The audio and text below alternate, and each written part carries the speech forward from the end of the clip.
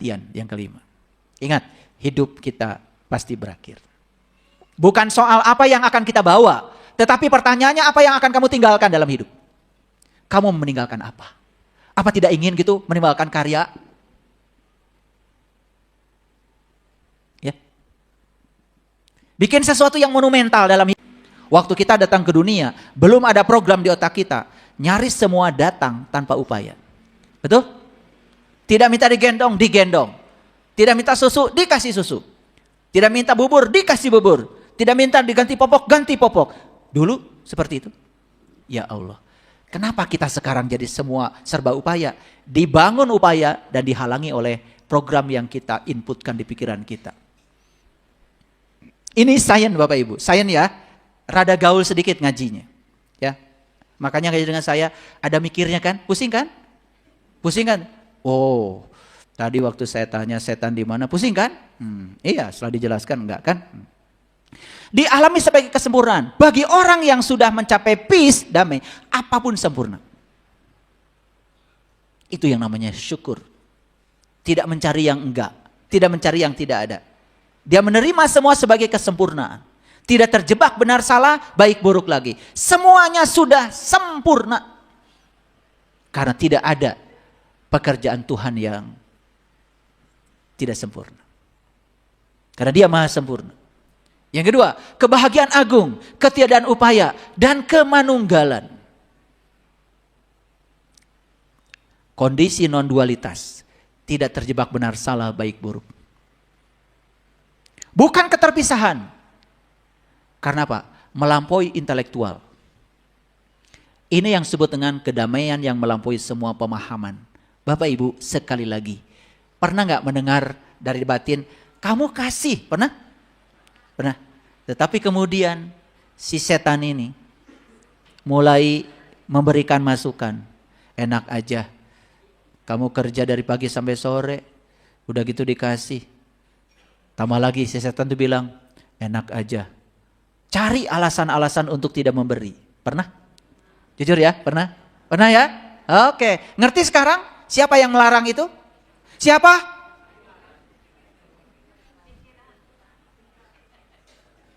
Ngerti ya? Luar biasa ya, si diri palsu ini ya. Oke, sering gak jadi kan berbuat kebaikan? Oke, itu karena belum bisa melampaui pemahaman. Oke, bagaimana kunci-kuncinya? Ini kunci-kunci detailnya. Tapi waktu kita tinggal sedikit lagi. 1, latihan penerimaan. Latih untuk bisa menerima apapun apa adanya. Kenapa? Semua realitas kehidupan itu berubah. Kehidupan itu tidak pasti. Kehidupan itu kompleks. Jangan paksa kehidupan seperti yang pikiran mau. Latihan penerimaan ini adalah kunci. Menerima bukan berarti setuju. Awas. Menerima bukan berarti setuju. Sudah, ada kejadian walaupun tidak setuju, terima dulu. Bahwa kita tidak setuju, nanti diperbaiki pelan-pelan.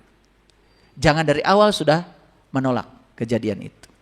2, tingkatkan kemampuan menyikapi segala sesuatu secara rasional. Kita dikasih akal, ya. Daripada menyalahkan, coba belajar memahami. Rasionya hidup. 3, fokus pada hal-hal yang bisa dikendalikan. Pikiran, perasaan, reaksi kita terhadap peristiwa, semua dalam kendali kita. Fokus ke situ. Orang lain, sekalipun itu dekat dengan kita, tidak bisa kita kendalikan. 4, harapkan yang terbaik, tapi antisipasi hal yang terburuk. Jadi jangan hanya siap, menyiapkan yang terbaik saja. Beri ruang, seandainya yang terbaik yang kita inginkan itu tidak terjadi. Sudah ada ruangnya di sini, kita tidak akan pernah kehilangan kendali. Mengingat kematian yang kelima. Ingat, hidup kita pasti berakhir. Bukan soal apa yang akan kita bawa, tetapi pertanyaannya apa yang akan kamu tinggalkan dalam hidup. Kamu meninggalkan apa? Apa tidak ingin gitu meninggalkan karya? Ya. Bikin sesuatu yang monumental dalam hidup buat orang banyak. Masjid ini setelah saya bangun, langsung saya serahkan ke masyarakat. Silahkan digunakan buat masyarakat. Waktu mau bangun masjid ini, saya berpikir masjid ini 1000 tahun saya sudah tidak ada, tetap harus ada. Nggak usah nanggung bikinnya. Kasih besi yang bagus. Buat publik jangan nanggung. Jangan perhitungan. Berkahnya luar biasa Bapak Ibu. Bikin yang monumental buat orang banyak. Karena sebaik-baiknya manusia yang berguna bagi manusia lain. Kenapa penerimaan ini penting? Ini menurut David Hawkins. Kalau kita sudah bisa menerima, itu nilainya sudah lumayan. 350. Kenapa? Energi ini bersifat tenang, santai, harmonis, fleksibel, bebas dari perlawanan batin. Menerima itu kita jadi fleksibel. Jadi enak, santai. Nilai kita naik kan dari 200 tuh jadi 350. Hidup ini baik. Aku dan kamu baik. Aku merasa terkoneksi. Jangan kita korbankan persaudaraan dan hubungan cuman karena masalah-masalah yang tidak penting. Apalagi urusan hanya menyangkut finansial. Menerima hidup sepenuhnya dan tidak lari dari masalah. Karena semakin lari dari masalah, masalahmu yang serupa akan datang berulang-ulang. Tidak menyalahkan orang lain. Tidak menyalahkan hidup. Bisa begini aja, 350. Kenapa tadi segala sesuatu harus rasional? Kita tanya David Hawkins. Kalau kita sudah punya penalaran dan tidak menyalahkan orang lain tapi memahami berapa nilainya. Belajar memahami dan tidak menyalahkan. Nilainya 400 Bapak Ibu. Dan ini yang membedakan manusia dengan binatang. Ada kemampuan untuk melihat hal-hal secara abstrak. Jadi melihat di baliknya kenapa ini terjadi. Melakukan konseptualisasi. Konseptualisasi membangun pengetahuan dalam diri. Bersikap objektif. Membuat keputusan yang cepat dan tepat. Terampil memecahkan masalah. Lihat ya, buah penalaran banyak. Sains, filsafat, kedokteran, ilmu logika. Itu semua buah penalaran. Lanjut. Itu baru 5 tadi. 6. Menerima keadaan yang tidak bisa dirubah. Ibu, Bapak, dengarkan saya. Tahu yang tidak bisa diubah? Tahu yang tidak bisa diubah? Apa? Apa? Masa lalu. Ya, sudah. Apapun yang sudah terjadi sedetik yang lalu, sudah itu masa lalu. Terima saja. Itu tidak bisa diubah. Tetapi cara kita memandang masa lalu masih bisa diubah. Cara memandangnya. Karena itu cara reaksi itu ada kendali kita. Mengubah apa yang bisa dirubah. Nomor 7-nya, mengubah apa yang bisa dirubah. Tahu Ibu, Bapak, yang bisa dirubah apa? Apa? Yang bisa dirubah apa? Pikiran kita bisa dirubah? Perasaan kita bisa dirubah? Reaksi kita terhadap sesuatu bisa dirubah? Ubah itu. Kapan mengubahnya? Sekarang. Jangan dikit-dikit besok. Habis ini langsung berubah. Rubah semuanya. Rasakan kedamaian yang datang. Begitu pengendalian diri ini sudah terjadi, ketenangan dan kedamaian hidup datang tanpa diundang. Kok saya sekarang lebih tenang ya, tidur nyenyak. Vertigo hilang. Mual-mual di perut mulai sirna. Saya merasa jauh lebih sehat dan lebih baik. Coba. Surga itu Ibu, Bapak.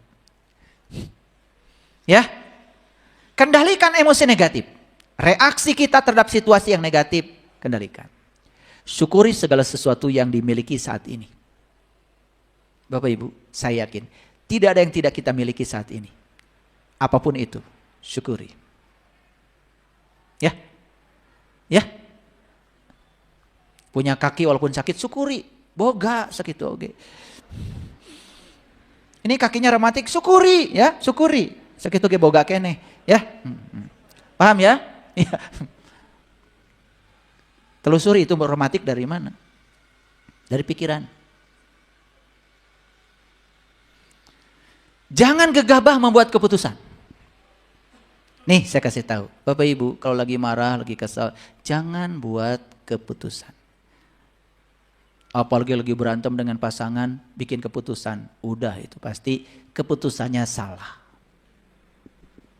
Nanti kalau bikin keputusan, kalau udah tenang. Ya. Nanti kalau sudah tenang. Ya. Lagi marah, jangan bikin keputusan apa-apa. Kalau udah tenang baru. Ya. Enak ya ternyata tenang itu. Betul nggak? Udahlah kita teruskan aja. Kan itu keputusannya. Betul nggak? Iya. Udah tidur lagi bareng-bareng. Bodoh banget.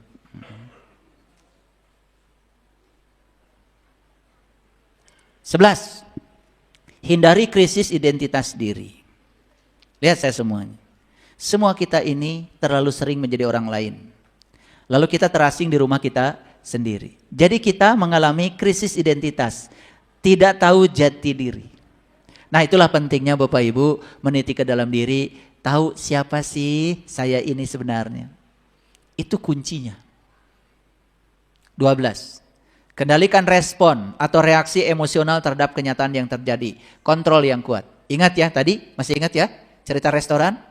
Yang bikin restoran berantakan tadi itu kecoa atau reaksi terhadap kecoa? Sekali lagi. Pintar ya, pintar. Kendalikan respon, reaksi terhadap situasi. Ya. Kalau di jalan, dek, nabrak, udah gak usah marah dulu, tarik nafas dulu. Dalam-dalam. Ya, sadari, ya berantem di jalan hanya bikin macet jalan. Dan tidak akan mengubah mobil yang penyok jadi bagus. Setuju? Udah. Gus, baralik ke imah. Omean ke bengkel. Paham ya? Gitu aja susah. Renungkan tindakan harian dengan jujur. Lihat saya semuanya. Semua tindakan yang kita lakukan setiap hari menimbulkan akibat. Ketika akibat itu datang, direnungkan. Jawab dong, direnungkan. Tah eta. Terus membuat sebab. Akibat dari setiap sebab nggak direnungkan. Kalau direnungkan, oh kalau saya gini, hasilnya begini. Ya udah saya ubah. Harusnya harian kita itu ngasih sinyal-sinyal untuk perubahan. Cuman kita abaikan. Terlalu sibuk membuat sebab. Dan kita tidak pernah merenungkan sedikit pun akibat dari sebab itu. Coba, setiap ada saya ngomong begini, kok suami saya tersinggung ya? Pernah gitu? Pernah atau sering? Tapi besok bikin lagi nggak kayak gitu? Pengen nyubit saya tuh sama kalian ya. Itu sudah diajarkan oleh Allah. Kalau kamu ngomong begini, akibatnya begitu. Tapi besok bikin lagi, saya nggak ngerti. Karena kita tidak membuat renungan harian. Ini dianggap enteng nih. Gak usah ditulis, gak usah ditulis. Lila. Setiap tindakan kita setiap hari itu selalu menimbulkan akibat, Bapak Ibu. Dan selalu ada akibatnya. Nah, akibatnya itu direnungi. Ini kenapa ini terjadi? Oh, ngomong begini tuh ternyata menimbulkan ketersinggungan. Ya sudah, besok gak ngomong gitu lagi. Kan besoknya pasti berubah. Ya mah hayo ngomong gitu. Ini ada yang aneh lagi. Ya, kalian itu dagang dengan model begitu, rugi. Isukan dengan modal, eta modelna sarua gitu. Padahal kemarin sudah diajarkan, modelnya begitu kamu rugi. Cicing heula tuh. Renungi kenapa? Banyak yang konsultasi sama saya. Ceritanya sama. Ayah, saya ini sudah dagang. Ini rugi. Terus modal lagi, rugi lagi. Terus modal lagi, rugi. Numpuk hutang. Tidak ada yang dirubah. Akhirnya saya tanya, kamu tuh usaha cari apa? Nanya dulu saya. Ya cari uang gak ya? Buat apa uang? Kalau saya gak punya uang, nanti saya tidak kebayar cicilan. Dah catat. Kalau saya gak punya uang, anak saya gak sekolah. Catat. Kalau saya gak punya uang, saya tidak bisa beli rumah. Catat. Kalau saya gak punya uang, saya gak bisa makan. Catat. Udah? Udah ngomongnya? Kamu itu ternyata usahanya digerakkan oleh rasa takut. takut kekurangan. Makanya kamu menarik semua ketakutan-ketakutan baru. Itu menurut hukum tarik-menarik. Like attracts like. Yang serupa menarik yang serupa. Ngerti sekarang masalahnya? Oh, masalahnya saya. Kamu. Memangnya saya? Kamu. Bukan kita. Lalu solusinya gimana? Kan udah dikasih sama Allah lewat Rasulnya. Innamal a'malu biniat. Amal tergantung pada niat. Coba atuh usaha teh. Diniatkan. Saya jualan nasi. Ingin melayani orang-orang yang butuh makanan enak. Karena saya oleh Allah dikasih keahlian meramu resep yang enak. Ingin menjadi kepanjangan tangan Allah. Menyampaikan cinta kasih Allah. Untuk menjamin orang-orang yang perlu makanan enak terlayani. Apakah dengan niat seperti itu kita tidak dapat uang? Bisa jadi malah uangnya jauh melampaui kalau niatnya sekedar mencari uang. Nih Bapak Ibu lihat saya semuanya. Begitu Bapak Ibu mencari uang, Rasulullah mengatakan, siapa yang mengejar dunia, dia tidak akan dapat dunia dan Allah. Tetapi siapa yang mengejar Allah, dia dapat dua-duanya. Coba sekarang kejar Allah. Gimana caranya? Niatkan bahwa saya melakukan bisnis apapun karena saya sedang dipakai kepanjangan tangan Allah untuk melayani orang-orang yang butuh cinta kasih Allah. Duit pasti dapat. Bedanya apa? Yang satu mengejar uang, yang satu dikejar uang. Mau yang mana? Tak nungudag-ngudag duit teh, tungtung nama rugi wae.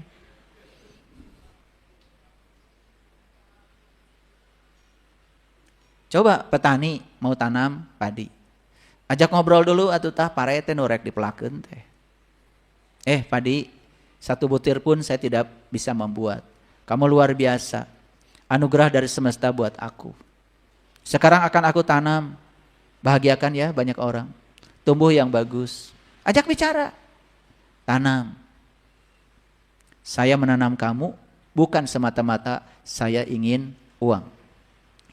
Karena saya ditakdirkan oleh semesta lahir ke dunia ini untuk jadi petani. Saya percaya profesi saya sebagai petani ini adalah jalan hidup saya dari Allah.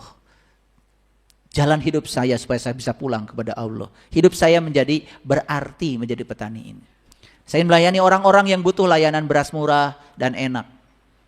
Lebih besar niatnya ketimbang sekedar ingin uang. Saksikan saya. Berasnya akan tumbuh besar. Hasilnya juga uang datang? Datang. Tidak mengejar uang, tapi uang mengejar kita. Itu namanya dirindukan uang. Nah, coba perhatikan. Nih yang bisnis gagal terus, coba perhatikan. Apalagi banyak bohong, membohongi orang supaya kita untung. Itu sudah menempatkan uang di atas Tuhan. Nilai-nilai kebenaran yang ada dalam diri dihianati, pasti kalian akan mendapatkan akibatnya. Akibatnya seret terus. Rezeki susah datang. Uang tidak rindu untuk datang. Sekali-kali datang perginya cepat. Giliran butuh sesuatu akhirnya pinjam. Ada yang salah hidup kita. Harusnya tidak begitu. Saya kasih tahu ya. Begitu kita sudah bisa mengendalikan diri kita. Apa yang luar biasa dari sini? Bukan sekedar hidup kita menjadi tenang dan damai. Lebih dari itu. Semua yang di luar diri kita yang tidak bisa dikendalikan menjadi terkendali. Ya, siap merenungkan tindakan harian? Oke, praktek ya, pulang dari sini praktek. Yang selanjutnya, kembangkan sikap empati dan peduli kepada orang lain. Belajar merasakan pengalaman orang lain. Seperti kata Leo Tolstoy, sastrawan Rusia, jangan bicara agama kepadaku, tapi tunjukkan agama dalam perilakumu. Jika kamu merasakan sakit, itu tandanya kamu hidup. Tapi kamu bisa merasakan sakitnya penderitaan orang lain, itu tandanya kamu manusia. Leo Tolstoy. Kata-katanya selalu diingat oleh saya. Kenapa?